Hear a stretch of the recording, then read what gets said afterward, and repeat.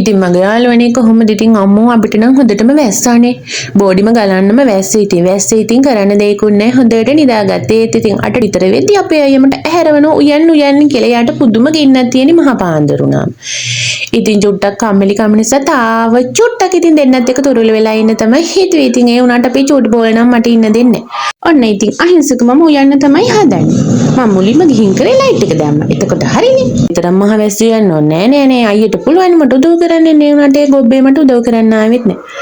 පව්වනේ මං ඉතින් ඒ උනාට කමන්නේ කියලා සුදු බතකුත් උයාගත්තා. දැන් ඉතින් හදන්නේ අලමාලුවක් නෙවෙයි යන්නේ අල තෙම්පරාදුව. මං ඉතින් අලගෙඩියකුත් හීනියට කපාගෙන ආව මිනිස්සු සුදුලුණු ගම් මිනිස්සු 3-5 ලට්ටපට් ඔක්කොම ටික දාගෙන ඉතින් හොඳට අතෙන් අනාගත්තා. ඉතින් මගේ යාළුවා දන්නවනේ මම මොනවා හදන්න ගිය අතෙන් හොඳට පොඩි කරගන්නවා කියලා. එතකොට තමයි ඉතින් මං හදලා කියන්නේ රස්සේ. ඔන්න බලන්න ගියේ වැස්ස පැවිසි 4ක් විතර එක දිගටම වැස්සා. ඒ උනාට ඉතින් මේ දැන් නම් චූටි පොදක් කියන්නේ. අපේ බෝඩිමේ හැමතැනම හිල්ලනේ බෝඩිමේ හැමතිස්සෙම දෙවෙනවා. ඒක නම් මහ වදයක්. අපි දෙවෙන බෝඩිමක් හොයාගන්නත් ඕනි තව චුට්ට දවසකින්. ඔන්න ඉතින් ඒ අතරේදී ඇතුලියක් ලිපේ තියලා තෙල් ටිකකුත් දාගත්තා. දැන් ඉතින් තෙල් ටික නටනකම් මම බලාගෙන තමයි ඉන්නේ. ඇත්තට ඉතින් හරිම සීතලයි. ඉතින් මගේ යාළුවන්ගේ පැත්තටත් වහිනවද කියන්නකෝ අනිවාර්යෙන් කමෙන්ට් එකක් දාන්න. වැස්සට කමන්නේ එළියට යන්න එපා. පරිස්සමෙන් ගෙදරට වෙලා කවුරුත් ඉන්නේ. ඉතින් ආදරේට කියන්නේ හොඳේ. ඔන්න ඉතින් රුපියල් 200ක ගෙන අපි ඉස්ස ටිකත් හොඳට සෝදගත්තා. ඊට පස්සේ මං ඉස්ස ටික දාගෙන හොඳට තෙම්පරාදු කරගත්තා. ඉතින් අහන්නකෝ මං ඉස්ස හදනකොට මුලින්ම කරන්නේ ඉස්ස ටික හොඳට සෝදනවා. සෝදලා ඉවරලා විනාඩි 5-10ක් හොඳට තම්බ ගන්නවා. ඊට පස්සේ තමයි තෙම්පරාදු කරන්නේ. ඉතින් මගේ යාළුවෝ එහෙමද හදන්නේ කියන්නකෝ. මං නම් හදන්නේ එහෙමයි හොඳේ. දැන් ඉතින් අර ආලා ටිකක් දාගෙන දැන් ඉතින් හොඳට කවලම් කළ මද ගින්දරේ හොඳට තැඹෙන්න දෙනවා.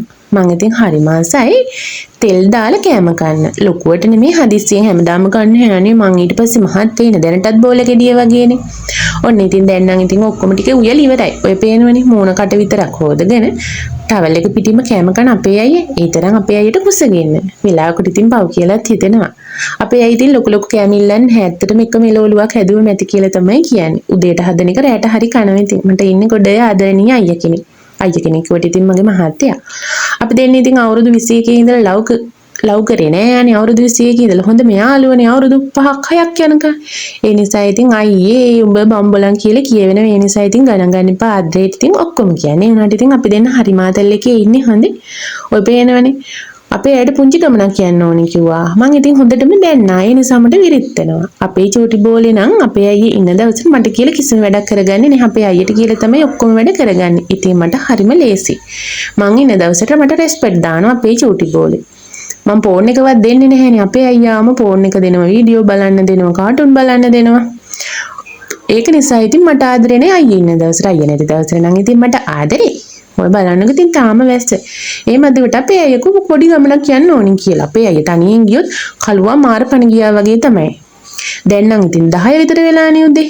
මේ වෙලාවට ගිහින් අයිමත් වෙන්නේ හවස 4-5ට. ඒ තරම් ලෝකණ්ඩයා. මං කොහේ නෑ මා චූටි බෝලෙත් එක්ක එනවා කියලා කාටත් කලින් මං ලෑස්ති වුණා. චූටි බෝලෙට නැන්ද කෙනෙක් දුන්න ලස්සන තොප්පියත් ඒකත් ඉතින් මම දාගත්ත. ඉතින් මට ලස්සනයි නේ ඒක නිසා. ඔන්න ඉතින් අපේ චූටි බෝලේ ලෑස්තිලා අපේ චූටි බෝලෙට මල පැනලා. දැන් ඉතින් යන්න හදිස්සි. ඔය මල පැනලා කෑ ගහලා තමයි මෙට්ටේ උඩට ගිහින් පැන්නේ. අපේ අයියා දැන් ලෑස්ති. අපි මේ මහවැස්සේ යන්නේ කොහෙද කියලා බලන්නකෝ. ඉතින් මගේ යාළුවනේ අපේ අයියට වහින දවසට මහා අමාරුවක් හැදෙනවා. ඉතින් බලන්නකෝ මේ මහා අමාරුව මොකද්ද කියලා. ඉතින් මං ඒ අමාරුව තියෙන දවසට මං ඉතින් බනින්නේ කරන්නේ නැහැ. මොකද ඉතින් අපේ අයියගේ අතින් වෙන්නේ එකම එක වරදයි ඒක නිසා. නැත්තම් එයා හරි ආදරේ. ඒ වරද කළා කියලා මට කිසි කරදරයක් නැහැ. මටයි චූටි බෝල්ටයි හරිම ආදරේ වෙනදටත් වැඩි. ඉතින් මගේ යාළුවනේ යන්න බලන්නකෝ අපි මේ කොහෙද යන්නේ කියලා අපේ අයියගේ අමාරුව හොඳ කරගන්න තමයි යන්නේ. ඉතින් ගණන් ගන්න එපා හොඳේ මම මේ කියන ඒවට. මං ඉතින් ආතල් එකට කියන්නේ හොඳේ. චූටි බෝලේ මම හරිම සීතලේ ගුලි වෙලා ඔය පේනවනේ අපි දෙන්න අහිංසක අපි දෙන්න යන්නේ කොහෙද කියලා. ඔය පේනවනේ. අරක්කු භාගයක් ගේන්න ගියේ. අපේ අයියට පුදුම අමාරුවක් තියෙන වහින දවසට. මං කොච්චර බැන්නකුත් වැඩක් නැහැ. එයා මං බයිනකට එයා hina වෙනවා. අපි සාමාන්‍යයෙන් රණ්ඩු වෙන්නේ නැහැ කවදාවත්. හොඳේ. ඇත්ත කියන්න බෑ. අපි දෙන්න හරි මාතලකේ ඉන්නේ ඉතින්.